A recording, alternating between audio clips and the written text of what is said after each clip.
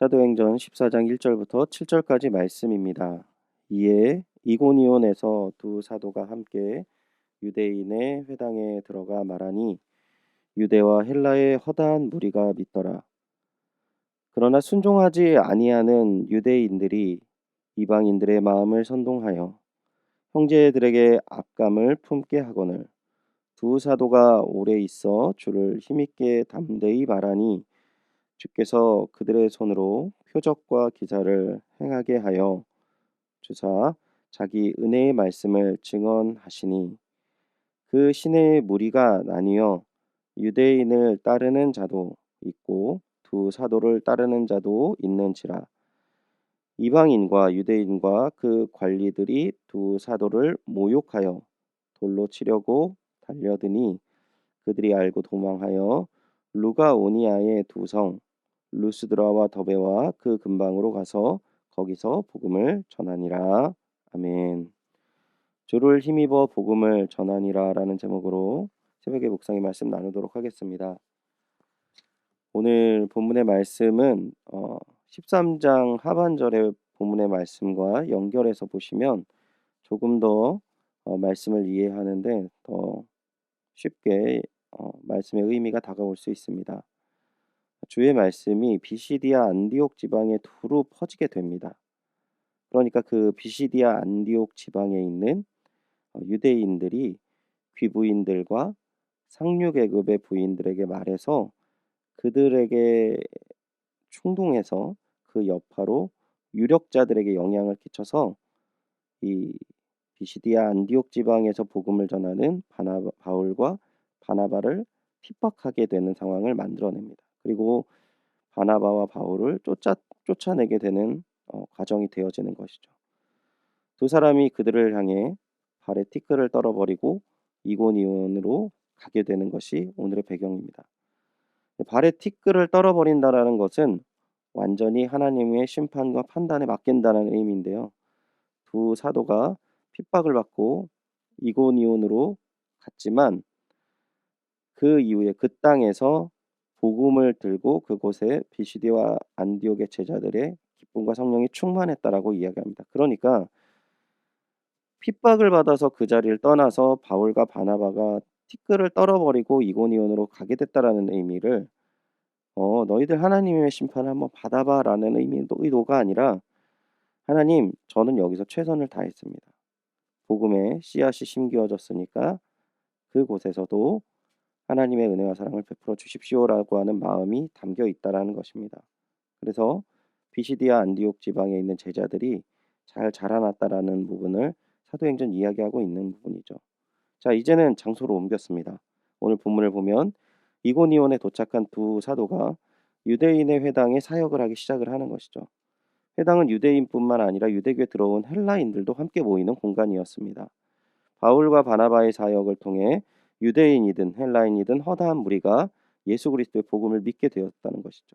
하지만 이곳에서도 유대인들의 방해는 계속되었습니다.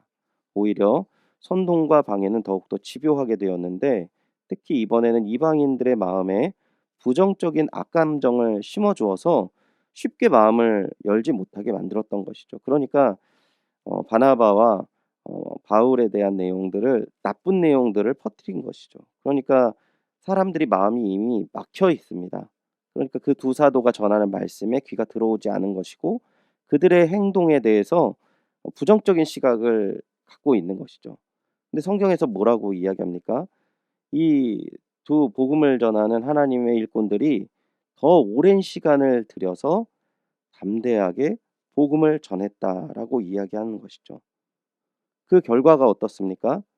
하나님의 동역하심이 드러나 주님의 표적과 기사를 허락하셔서 그들의 사역에 열매를 맺게 하시는 것이죠. 유대인들의 방해는 여기서 멈추지 않습니다. 이방인의 선동이 통하지 않자 이번에는 도시의 관리들을 동원하게 됩니다.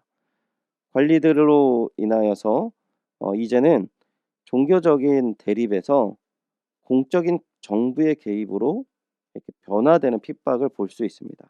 즉 사도들을 돌로 쳐 죽일 수 있는 정도의 일로 이제는 격화된 부분을 성경은 이야기하는 것이죠. 바울과 바나바는 어쩔 수 없이 또 다른 지역으로 이동했고 그곳에서도 복음을 전했고 복음을 전하는 곳이 어디든지 적지 않은 하나님의 제자가 세워지게 되었다라고 성경은 이야기합니다. 본문 5절에서 7절 내용을 다시 읽어드리겠습니다. 이방인과 유대인과 그 관리들이 두 사도를 모욕하고 돌로 치려고 달려드니 그들이 알고 도망하여 루가오니아의 두 성 루스드라와 더베와 그 근방으로 가서 거기서 복음을 전하니라. 아멘. 신앙생활을 하면서 우리는 늘 행복한 상황 그리고 열심히 신앙생활을 하고 나서 그 풍성한 공동체의 모습 그리고 행복한 가정의 모습 그리고 만족스러운 정말 하나님 앞에서의 삶 그러한 일들이 공식적으로 딱딱 떨어지지도 않고 그런 기쁜 일이 계속 일어나지도 않습니다. 오히려 이해할 수 없는 어려움을 당할 때도 많습니다. 그 어려움으로 인해서 혹시 신앙생활이 하기 어렵고 그 어려운 마음이 이제는 너무나도 오래되어서 이제 어떤 기쁨과 기대도 할 수 없는 상태가 되었다면 오늘 이 말씀을 꼭 기억하시고 한번 믿음의 길을 돌아보시길 바랍니다. 본문을 보시면 두 사도를 방해하는 사람들을 표현할 때 성경은 명확하게 유대인이라고 표현을 합니다. 이들은 동족이며 하나님을 믿는 자들이었습니다. 이해할 수 없는 미움이 그들의 목숨을 빼앗기를 원했고 어디를 가나 쫓아다니면서 그들의 일을 특심으로 방해를 합니다. 너무 기이한 것은 이 두 사도가 그 유대인들의 방해에 대해서 성경이 분노하거나 좌절하는 모습을 담지 않고 있다라는 것입니다. 오직 하나님의 뜻과 자신의 사명에 집중하는 모습을 보여준다라는 것이죠. 그리고 그들이 그러한 사역을 계속 이어나갈 수 있는 것은 본문 3절에 말씀하시는 것처럼 주께서 그들의 손으로 표적과 기사를 행하게 하여 주사 자기 은혜의 말씀을 전하시니라고 증거합니다. 그러니까 우리가 하나님 앞에서 신앙생활을 한다라는 것은 나를 방해하고 부정적인 것들을 바라보고 가는 것이 아니라 나에게 맡겨진 일들에 대해서 고민을 하고 또 하나님과 동역하는 일이라는 것을 이야기한다라는 것입니다. 그래서 오늘 본문을 생각했을 때 주의를 힘입어 복음을 전하니라라는 표현이 너무 당연한 표현이지만 정말 오늘 우리의 삶 가운데 하나님이 함께 하시는 그 귀한 은혜와 사랑을 소망하시기를 간절히 소원합니다. 하나님이 함께 하심으로 정말 우리의 삶 속에 어려움과 아픔이 있지만 늘 하나님으로 말미암아 기쁨과 풍성함이 흘러넘치는 주님의 귀한 동역자들 되시기를 간절히 축원드립니다. 하나님과 동역하는 연희교회 모습으로 말미암아 이 땅의 민족의 교회가 다시금 힘있게 복음의 사역을 감당하는 교회가 되길 또한 소원합니다. 오늘 말씀을 기억하시고 늘 주님과 함께 동행하시는 귀한 한 날 되시기 바랍니다. 기도하겠습니다. 하나님, 내 마음속에 늘 주의 은혜와 사랑으로 이 어려운 일이 지나갔다라고 생각하면서 그 다음에 또 마음이 무너지고 또 신앙생활이 어려워지고 교회에 있는 모든 일들이 버거워지는 이 일들은 오늘 본문을 의지하여 그 마음속에 하나님을 바라보는 것처럼 문제와 어려움들에 더 많은 시선이 가 있음을 다시 한번 깨닫게 하시니 너무나도 감사드립니다. 주님, 저희에게 맡겨준 일에 집중할 수 있도록 은혜와 사랑을 베풀어 주시옵소서. 그리고 더욱더 하나님 안에서의 기쁨과 사랑이 하나님의 일을 주님과 동역하며 이 모든 일들을 감당하는 것이라는 것을 깨닫게 하여 주시옵소서.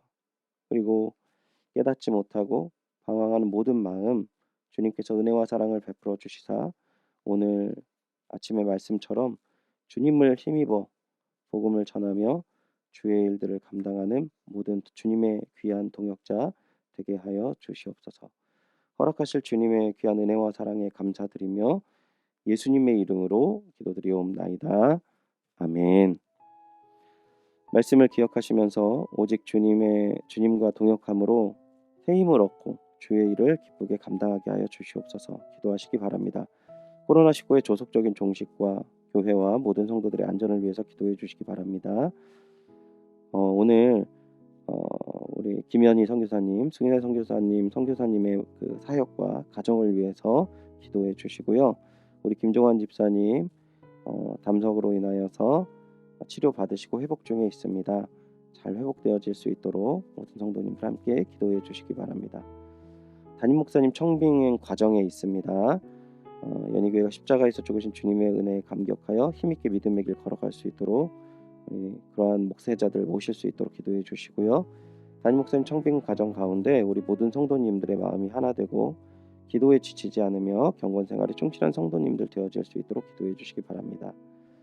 청빙을 담당하고 있는 우리 모든 청빙 위원분들에게 분별력을 주시고 사람의 생각과 방법이 아닌 오직 주님의 뜻과 방법으로 준비된 목회자를 모실 수 있도록 기도해 주시기 바랍니다.